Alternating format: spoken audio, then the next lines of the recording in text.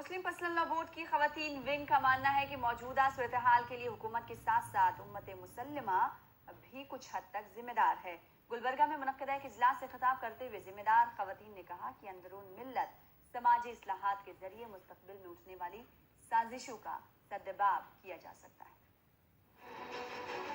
रहमत आलम कमेटी गुलबर्गा की जानिब से मुस्लिम पर्सनल लॉ बोर्ड की खवातीन विंग का गुलबर्गा में इजलास मुनक्किद किया गया। सैकड़ों खवातीन के रूबरू इस्लाम के आइली निज़ाम पर रोशनी डाली गई। खवातीन के रूबरू हुकूकुल ज़ौजैन की वजाहत की गई। इस सिलसिले में शऊर बेदारी मुहिम पर खासा जोर दिया गया। शादी से पहले जो है कुछ लड़के और लड़कियों की काउंसलिंग सेशंस रखे जाएं, जिसमें लड़के को ये बता जाए कि उसके हुदूद क्या हैं, उसकी जिम्मेदारियां क्या हैं, उसके राइट्स क्या हैं, उसके रेस्पॉन्सिबिलिटीज़ क्या हैं, उसके लिमिट्स कहाँ तक।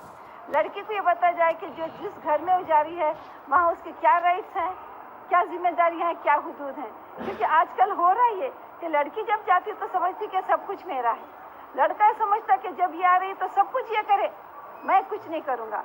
सास कुछ अलग एक्सपेक्टेशन। मरकजी हुकूमत के तलाक सलासा बिल की भी इजलास में खुलकर मुखालफत की गई। खवातीन ने इस बिल की सख्ती से मुखालफत की। शौहर को 3 साल की सजा पर खातून के मुस्तकबिल पर हुकूमत से वजाहत भी तलब की गई।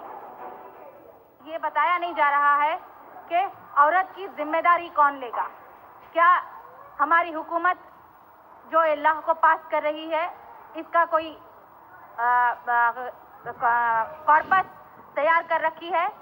कोई ऐसा कॉर्पस मीडिया है उसके पास जो ऐसा हो जाने के बाद उसके नान नुस्खे की जिम्मेदारी उसकी बीवी की, उसके बच्चों की, यहाँ तक कि उसके पूरे खानदान जो उसका मुतासर होने वाला है उस पर होगी। ये सारी मुसलमान औरतों के ऊपर एक ऐसा कानून ला लिए जो एंटी वुमेन है, एंटी चिल्ड्रन, एंटी चाइल्ड है, एंटी कॉन्स्टिट्यूशनल है, हर चीज़ को वायोलेट करता हुआ एक कानून लाके सरकार माइनॉरिटीज वुमेन डेवलपमेंट का जो झूठा प्रोपेगेंडा कर रही है, हम आज उसके खिलाफ खड़े हैं। 3 तलाक बिल पर जिम्मेदार खवातीन ने अपोजिशन जमातों से ठोस हिकमत अमली मुरतब करने की दरख्वास्त की। ईटीवी न्यूज़ के लिए गुलबर्गा से जवाद मीर की रिपोर्ट। मौजूदा दौर में